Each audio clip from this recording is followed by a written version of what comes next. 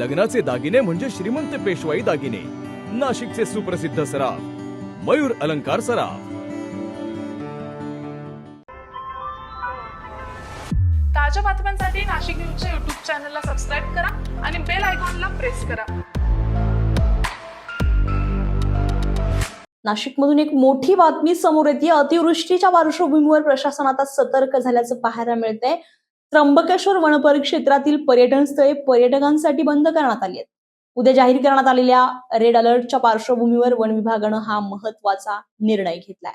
दुगारवाडी धबधबा, हरिहर किल्ला आणि पहिनी येथील सर्व पर्यटन स्थळे पुढील आदेशापर्यंत बंद ठेवण्यात आलेली आहेत। पर्यटकांनी या बंदी आदेशाचं काटेकोर पालन करावं, तसेच जीवितहानी टाळण्यासाठी प्रशासनाला सहकार्य करावं असं आवाहन वन विभागाकडून करण्यात आलंय।